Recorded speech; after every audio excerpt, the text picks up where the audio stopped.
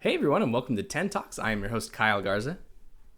I'm Don Trimble, your co-host as well. And I am also your co-host, Nick Busta. And today we're going to be talking to you guys a little bit about the subject of our favorite childhood TV shows. Because let's face it, we're millennials. We grew up in the early 90s for the most part, and that was childhood pretty heavily. Mm-hmm. I mean, I think this is a weird thing that I think a lot of Gen Z won't catch was just the concept of reruns and how much you actually looked forward to them and how you had favorite episodes of TV shows. So different than like the Netflix binge watching sort of phenomena, right? Where you run through an entire series very quickly. But this was the age of like, I had to wait till Saturday to find out what happens next. That's just bizarre. Okay, Kyle, I feel like you're talking about a specific show. For me, it was Growing Pains. It was Growing Pains, let's go. like, I don't know. You know what it was I saw myself in Mike Seaver in so many ways, in that like I just wanted to be a class clown. I was not interested in school. I just wanted to be funny and have fun. But then what was weird was he eventually became a teacher, and it was his ability to know the mind of a student that helped him to be a better teacher. And so it was weirdly prophetic in my life, because I went the same route pretty much, you know. So that was cool. And then too, dude, come on, it had Leonardo DiCaprio, and then it got like so serious. Like it was one of those series that surprised you, and how often it was just funny, and then how often it tackled real world serious things too. So like Leonardo DiCaprio's character as this little kid, you know, was homeless, I think, and they like adopted him or some such. But then like his dad would make an appearance, and so like, you know, absenteeism kind of came up as a subject. There's an episode where like he poured out the family's alcohol in a gutter because of like the damage that did in his life. And it's just one of those weird things where like what was once just a funny, happy-go-lucky, you know, TV show suddenly became like we're talking about serious stuff. And I, as you know, a little kid especially, like didn't really get the gravity of what all of that was about, but it was still like surprisingly meaningful, you know. It's true. No, and that's a theme. I think that for our generation, that I think 90s sitcoms were known for that. Like they could very easily make that, I don't want to say easily, but they made that transition into more serious things, and it wouldn't be so deep that you're like, you wouldn't be able to get out of it, so to speak, in one episode. Like they would hint, you know, or just introduce it. So then it could almost promote a conversation with people in the room during what we call, kids, a commercial break. Yeah. So you can go, mommy, daddy, you know, what was that about? You know, and then yeah. I mean, you actually talk to people during commercial breaks. Commercial breaks for me were flipping through the other, you know, 60 channels, because there were only like 60. You had 60? Wow.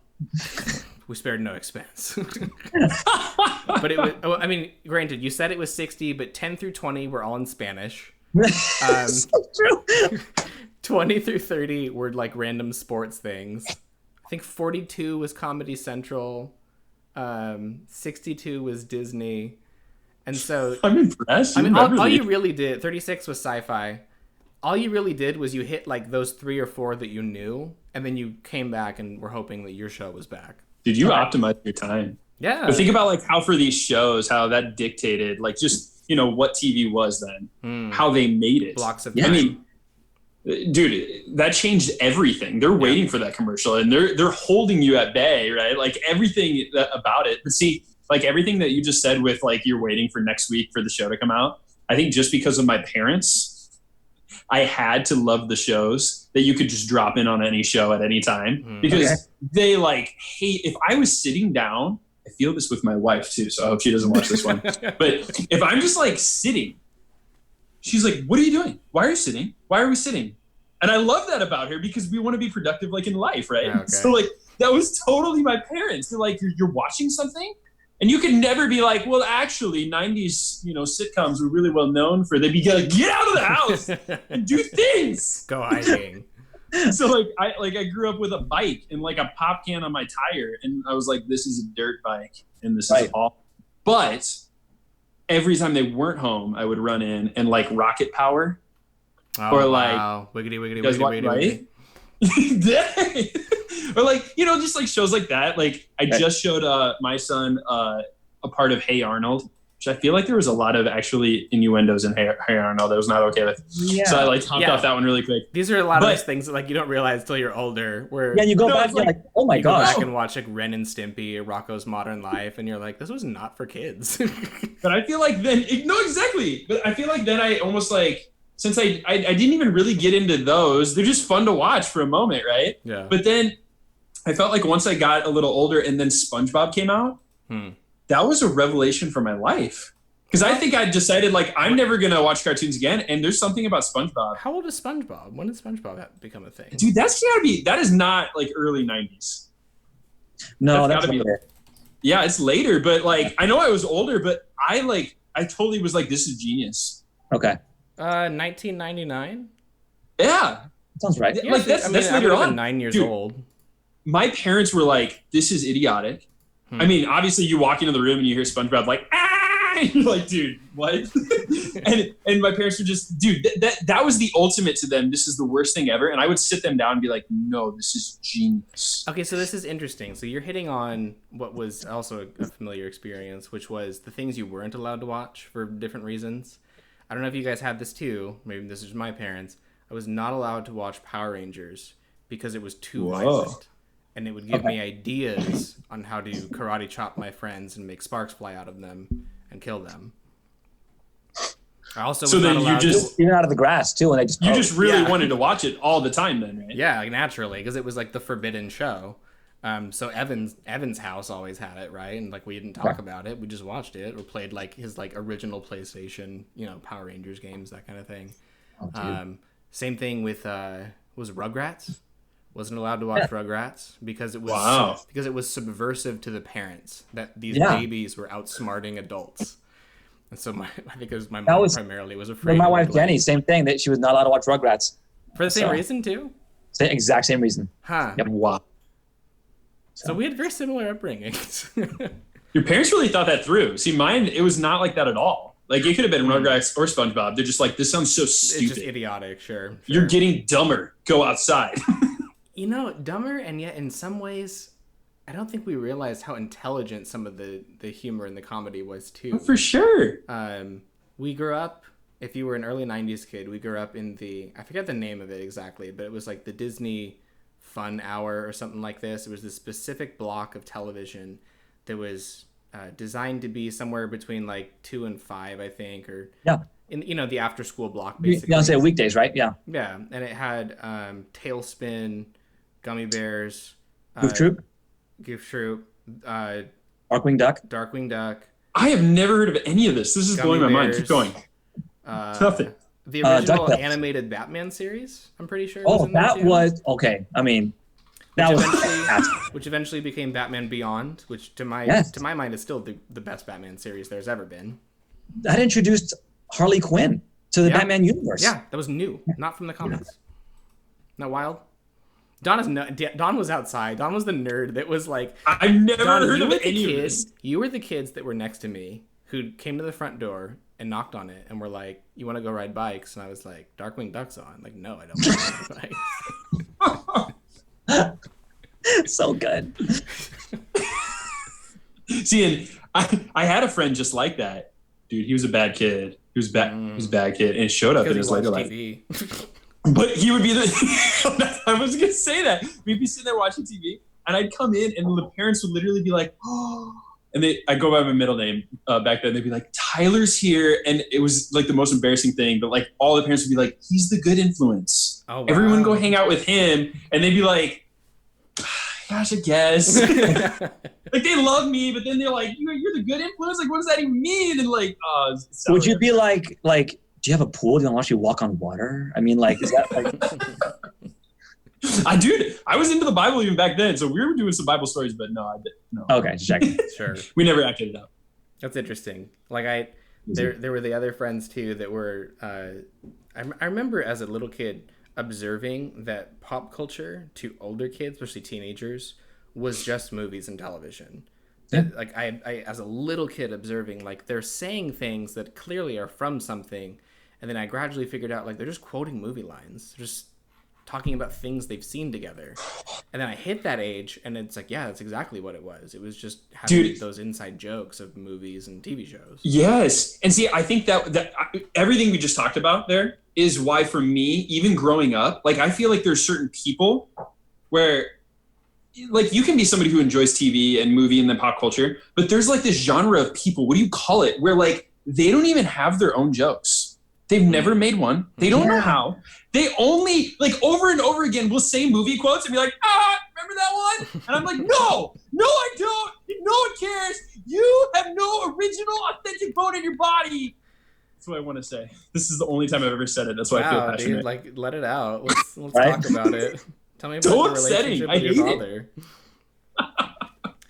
That's it. Okay, so here's why that's funny too. It's because that's a trope that Family Guy eventually picked up. In between Chris and some dude who works at like a local shop, where all they do is talk about movies and just say lines from them and things like that. So it's an acknowledged Seth MacFarlane thing that I don't know. I think it's one of those things that's kind of been recognized ever since The Simpsons was ever a thing too, because that was obviously fundamental. And I think in a weird way, Simpsons was central sort of to American culture in a lot of different things. Yeah. Just because of the writing cast, especially Conan O'Brien's involvement in it, that like no one seems to know about for some reason, right? Stuff like that, like where it really came down to like you remembered token episodes in ways that made a difference. Where it was, it was supposed to just be funny and dumb, but then it got like really serious, where it would like tackle bullying in some kind of funny context. Or I think there's even an episode that. It confronts like the issue of like illegal diamond mining in Africa. No way. Yeah, I'm not kidding. This is before Blood Diamond was even a thing, right? So like stuff like this, where it was like, I don't know, just weird things that you wouldn't expect in just a silly TV show that you would expect to just be sort of fun and games. But then, no, but you're totally right. And see, like, that's why I've always like gone back to SpongeBob, and I would sit my parents down and try to like tell them because like I've always felt like any movie, right? What makes a movie really good is when you look at a character and you're like, they're so that character, and they play that character so well, and like then you relate to people obviously in your life that play that role of what that is, and like I always really looked at SpongeBob as profound in terms of this interaction of these type of people trying to sway each other into things, into life. But I think what we really even need to talk about is like the idea of then what has happened to pop culture and especially children's shows. Yeah. It's terrible. Think about that. Yeah. Are we just totally biased? So that's interesting because I've seen a couple shows through my nieces and nephews primarily. So I was an uncle when I was 7. And I've got quite a couple nieces and nephews. This is my brother's like 15 years older than I am. My sister's 13 years older than I am. So obviously I was really young when I became an uncle. And so I got used to watching those shows that were, the next generation shows. A lot of the little kid ones. I think it was called Bear's Big Blue House, I want to say. Out of the Box. Teletubbies became a thing. So like those so were the creepy. Little ones. So creepy. But then Disney Channel became, I don't know what Disney Channel became. Yes. I think the first one that caught my eye was, it was either Zach and Cody's Sweet Life or some other one that was like akin to that. And I remember it became like I remember reality TV or something. Yeah, and I remember watching it, seeing it, and thinking, this whole episode hinges on a 10-year-old's dating life. That's so weird to me. Yes. Like, it's like, why is this the major subject of the show? And then I would, watch another episode another day with my nieces and nephews, and it's like, it's the same thing every time. It's like a 10-year-old who hasn't even hit puberty trying to, realize his romantic dreams with people. And it's like, kid, you're 10. So well said. And see, like, I even in like the non-serious ones, I just remember something about Blue's Clues. Like, I think that was the moment for me. I saw that and I was like, there's something really wrong that's happening with our world. Like, Blue's Clues was so upsetting to me. Like, what? And I know it was even made for the really young children, but it seemed like everything just became so dumbed down. Like, it was terrifying to me. I mean, maybe dumbed down. I will also admit that I did not know what colors combined to make other colors until watching with my niece Madison them work with a color wheel, and they're doing like the thing where they're like, what happens when we combine red with blue? And you know, it's like the kid thing, right? Where kids are supposed to yell out and they go, yeah, it's blank. And I'm just sitting there going, how does anyone know this? Like, just one of those things I never picked up on for some reason. I probably wasn't paying attention in art class. I apologize. We'll let it go. No, I remember even like I get older and we're in high school, and I felt like that became like a joke, like Blue's Clues and how dumb it was. And then we had a teacher. I was a freshman, either freshman or sophomore, very young high school, and we had a teacher that would wear those like striped, really like huge block striped shirts, and it was like he would wear it, and like that became the joke. It was bad. I used to. It was not in every class, but I used to get kicked out of classes. I did not know how to stop, but he would like he'd be up and this is so bad. I'm a teacher now. Oh my gosh. Okay, he'd be up in front of the class and we would call him Steve. And we would just derail. And it was like he didn't know at first why, but it got to the point where it was really fun too. And this is not okay. I admit it's not okay. I just want you guys to know that I know it's not okay. But somebody would run like to the other side of the room and like on a board, like put a paw print. And then you'd hear somebody else like on the other side of the room, like they'd like, you know, lean down and be like, whoop, whoop, whoop. And we'd be like, no, Steve, there's a clue. You gotta stop with everything. It would, you guys, it was like a circus. Everyone's taking notes on their handy dandy notebooks. Like the show is so, like, come on. I just wanted Barney back. Like you start talking about that. No, like, oh my gosh. So here's what's funny about that is I remember seeing that show come on for the first time and thinking like, this is so dumb. Like, do kids actually buy into this? And then I remember my niece watching the show would like respond to the random questions and things. I didn't know that was a thing. I thought like no one's gonna do it. They really do that. That's weird. Yeah. Because like Dora Explorer did the same thing after that. And pretty much any kid show nowadays where it's like there's those long pauses of like there's that awkward silence. I'm like, please continue. Yeah, like you figure it out kind of thing. That's always interesting. Not to jump ship on this one, guys, because this is an awesome thing. I want to put this in because I know because my brother watches our meetings here, and I would be amiss if I didn't tell you guys about from our demographic, my brothers and me, the greatest show that existed on television, Perfect Strangers, with Larry Appleton and Balki Bartokomous. Dang, if you do not know what this was on. Yeah, this was on ABC. This was on TGIF with Family Matters and TGIF was a channel. No, it was on ABC. Oh, it would be Friday night, and it would be like tradition that my folks would get us the rectangle pizza from Little Caesars, and we'd all sit around and we would enjoy these shows. And Perfect Strangers was like our show. We consistently quote that show. Was it a sitcom? It was a sitcom. I think it went for 9 seasons. It was long. And you can actually find it on Hulu now. Oh. They put it on Hulu. Okay. But oh my gosh, that show was that was our jam. And what is it close to? Like help me place it in the realm of. See, I got nothing either. Is this okay? So the premise here's the premise of the show. Say it again. Is this a late 80s thing still? Early 90s? Late 80s, very early 90s. Okay. Yeah, so like 90, I want to say 86 to 92, something like that. Okay. But the premise was there was this guy from a mythical, just made up island, very similar to Greece, tiny island called Mypos. And he has this like super distant relative in Chicago. So he goes over and doesn't tell him that he's going to come over there, but he goes over and then ends up moving in with him. And it's the hilarity of, Larry in Chicago. This kind of scheming kind of guy, but still has a good heart. And then you have this foreigner who becomes an American citizen over the show, who just he has a lot of pop culture references, but he always gets them wrong. That's fun. That's fun. That'd be me.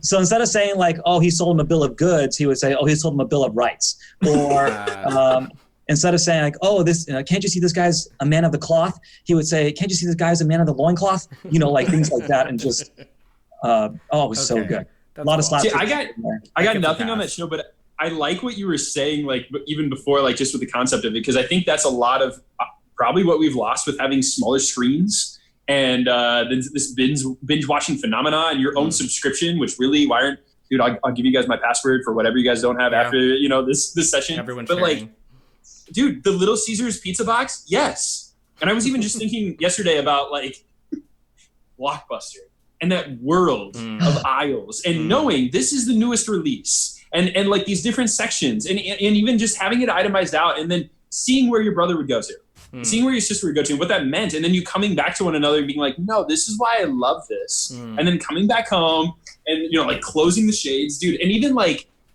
and again, I don't have many TV shows, but it just brings me back to like, Are You Afraid of the Dark?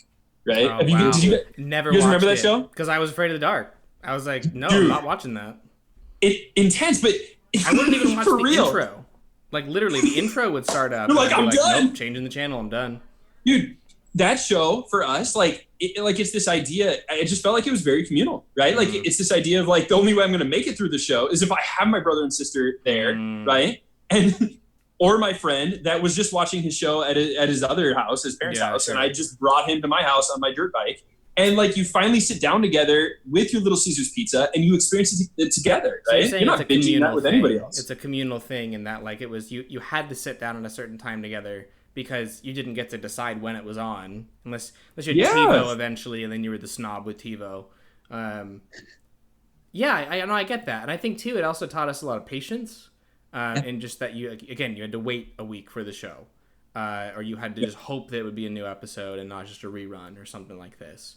I mean, even Blockbuster, right? It was like you could only rent a certain number at a time and only for a limited amount of time. And so you had to maximize the time you had with that thing. I don't know. It's like ease of access has come along and that's been cool, but it's also kind of, I think, made us lose a lot of like the fundamental important things. Like again, the really important thing to me was just the lesson in patience that it was to have to wait for things. Sure. Immediacy is the enemy of patience. And that's, I don't know, maybe that's a big reason why nowadays it's harder to keep people's attention on things that aren't constantly shifting and moving. You know, like shows are nowadays, or movies even, like how, quick cut they are, as opposed to, here I am in an English class and we're going to look at the same page for a while and we're going to talk about it and we're going to read it, we're going to mull over it, that kind of thing. That's like antithetical to the way you're learning how media and anything should be engaging.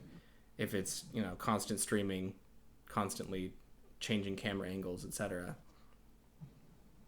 Wow, that was depressing. Sorry. Not happy now. Very true. Yeah. Well, that right there. Oh, no, I'm not going to end on that. Captain Simeon and the Space Monkeys. Okay, it's not real. Sorry. Nobody knows about that show.